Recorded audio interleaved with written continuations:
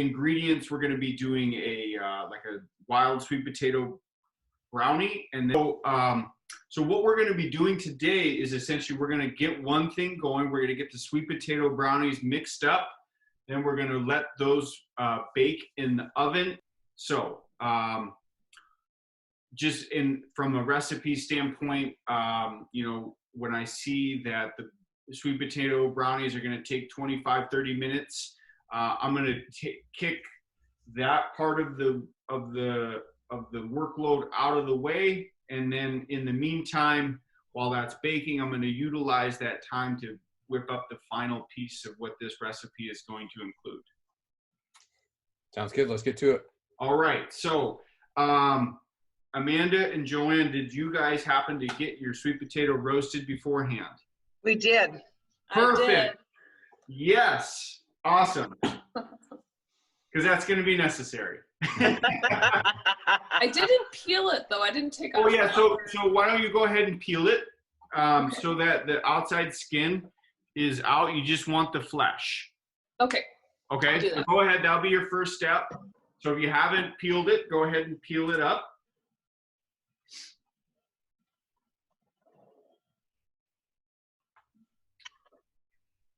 And then once you do have it peeled up, you want to get yourself an empty kitchen bowl.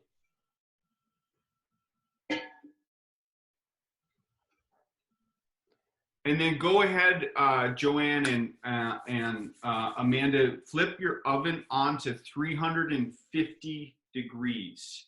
Let that preheat. So why is it necessary? I mean, it's obviously easy, but does, you know, roasting it the day before or right away, is there something, you know, an ideal time that you want to do with this? Does it have anything to do with the flavor profile or how the flesh? Well, essentially, if the sweet potato isn't baked for this, isn't pre-baked for this recipe, it won't really work.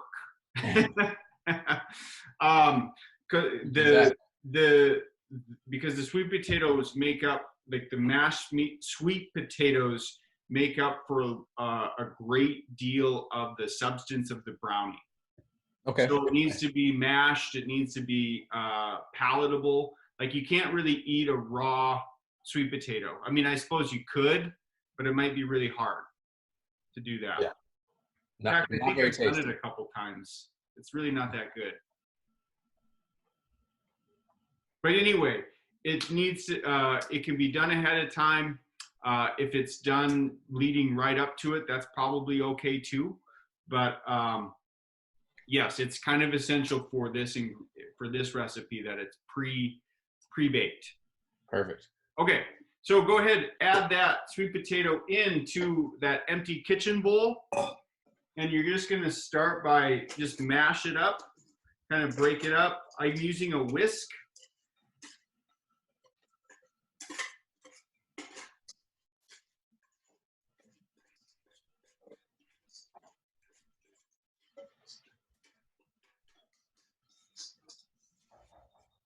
And then I am gonna add 3 eggs. So I'm just gonna crack them right into the sweet potato mixture.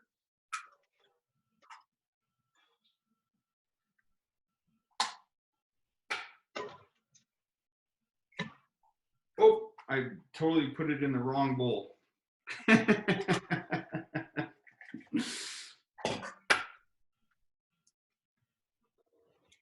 And be careful not to get any of the shells in there. So if you see a shell, you can always go in and fish it out. But next step from here is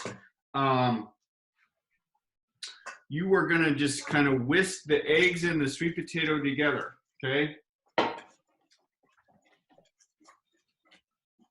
And give it a good whisk. We wanna try to break up some of the chunky parts of the sweet potato. Kind of looking to get a nice fine paste.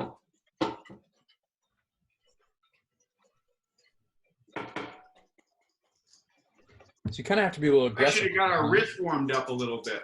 Yeah, I was gonna say it's not like just a passive whisk. It's a pretty. Oh yeah, we're getting in there. Okay.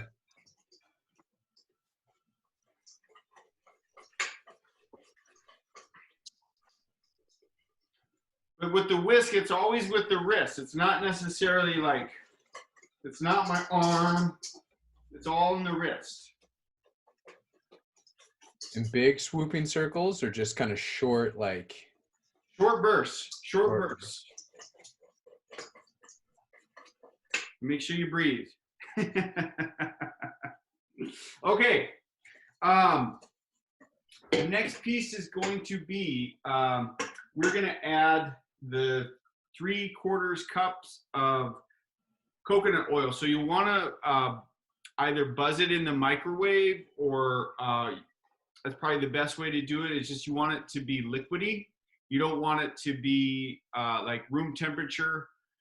Coconut oil is it's solid, essentially. Is that 3/4 of a cup or No, 1/4? 1/3 cup. 1/3. Okay. Yep.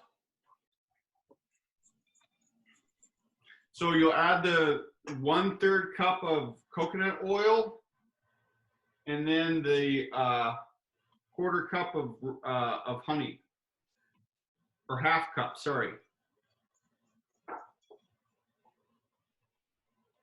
And then I like to use that spatula here and make sure I get all of the goodness.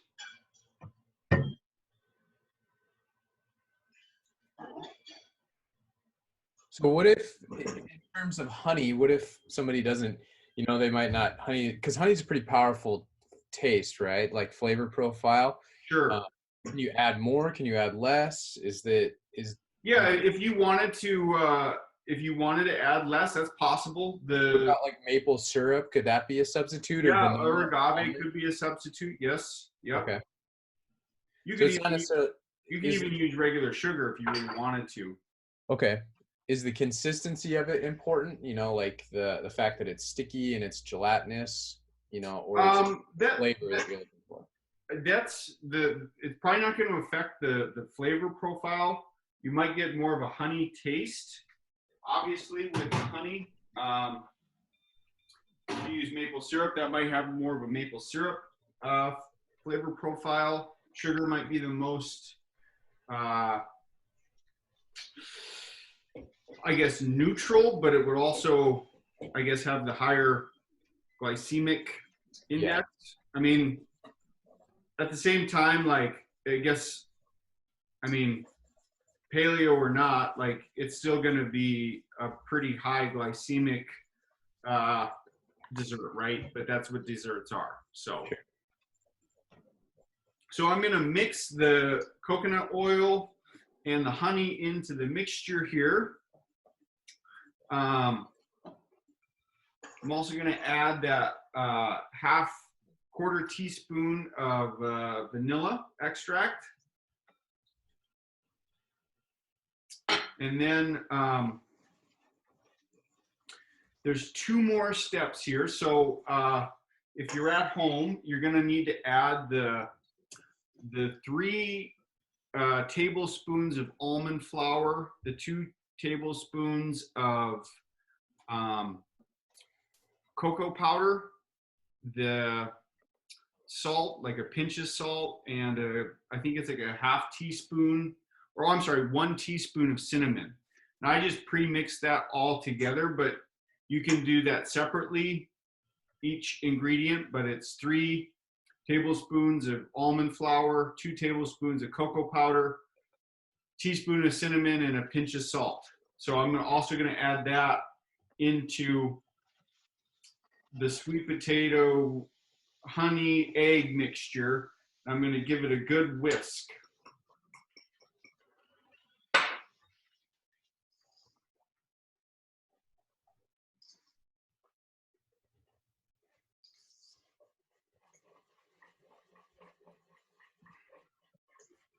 So do you If you've ever made brownies like with just eggs, flour, like kind of traditional, you're sort of starting to see it kind of be battery here, right? It's like a batter. Yep. So does the cocoa flour and the almond flour, all that, does that all have to be mixed beforehand? Is that, make it easier in the process of just kind of evenly dispersed, or could you add them as Oh, you you go? can do it separately. It's one of these things, again, it's, as I'm kind of preparing, to kind of make my cooking process efficient. It's just a step I took to combine all those ingredients Just dump and together, go. so I can just so I can measure it, put it in one container, and then put all of put everything back away where it was, so I'm not adding clutter to Sure. my workstation. Okay. So it's a step prior to Yeah. to Super the helpful. yeah.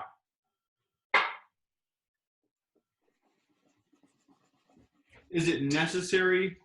No, but I like to do it that way because it's just for efficiency.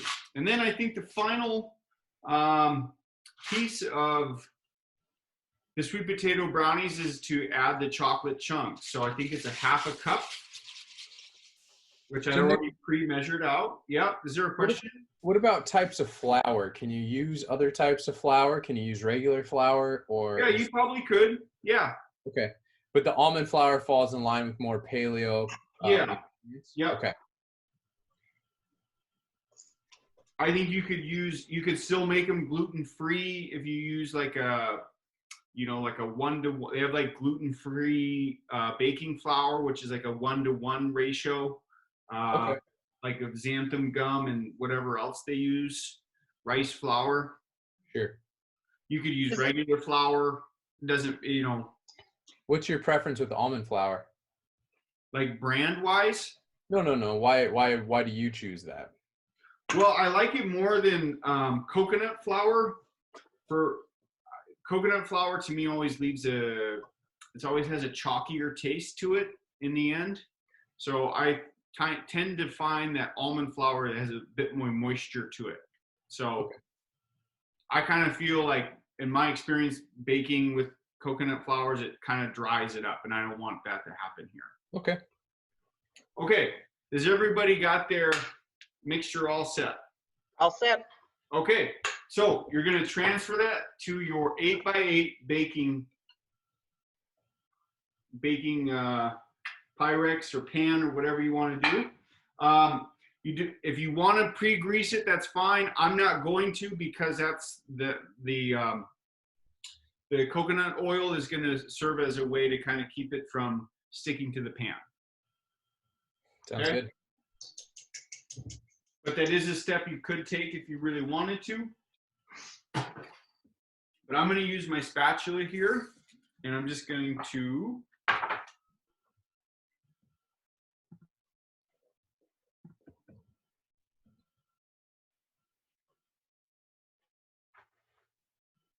scoop all that goodness into the pan.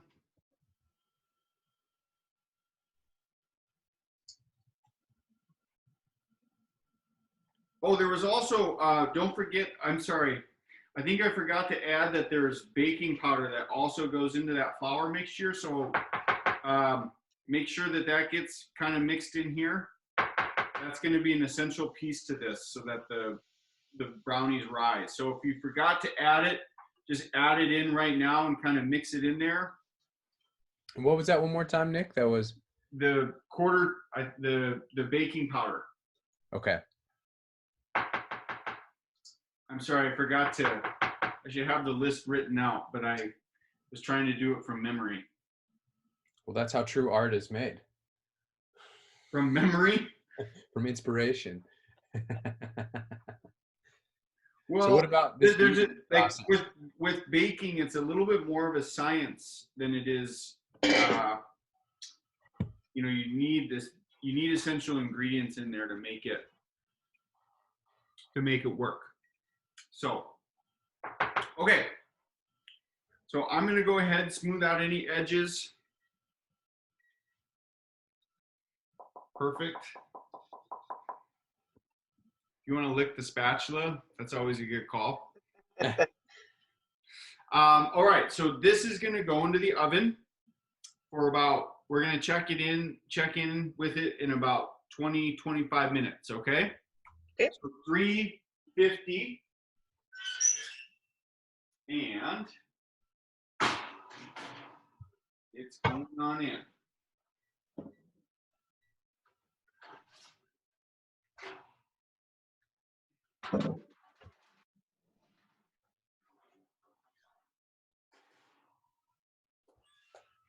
All right. So I'm going to go ahead and clear out the things I don't need. Should we check it? Not done. It says it's done. Okay, so pull it out.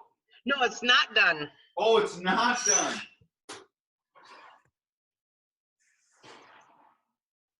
I'm pretty close. I don't think it is, but okay. So you can already sort of start to see. Let's see if I can do this here. I already know it's probably not done, but on the edges. So I'm going to take that toothpick.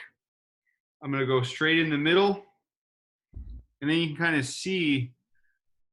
Yep. That there's still a lot of gunk on there. So I still have probably 4 or 5 minutes.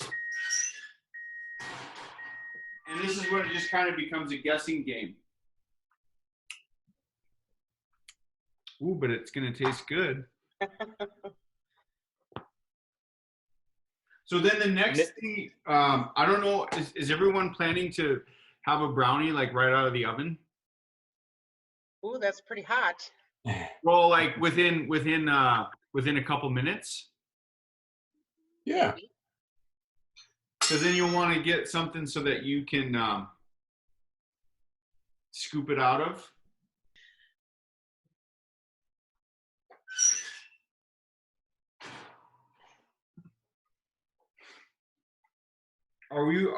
Is yours done, Joanne? Yes.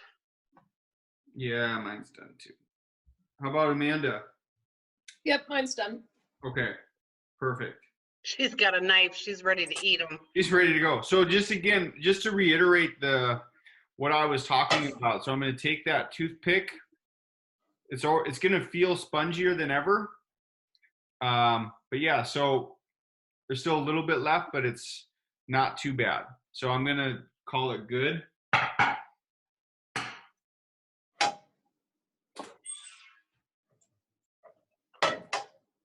These will be hot. Hot.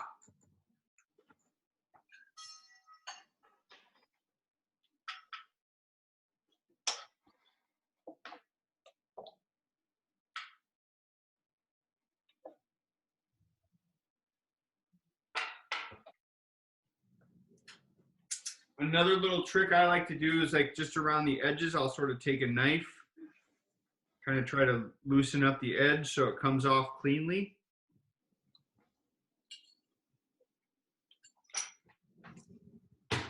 And then, where's my palette?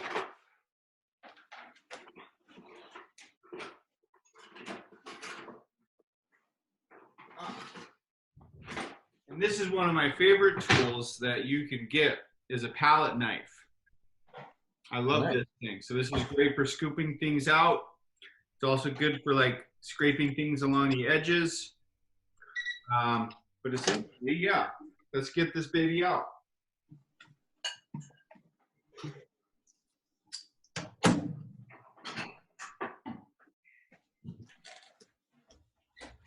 You'll need your serving dish.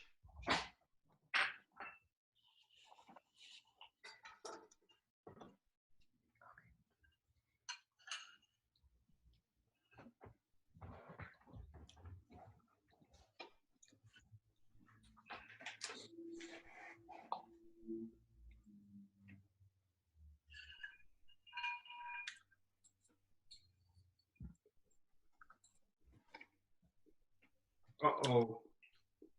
Pretty good. It was pretty good.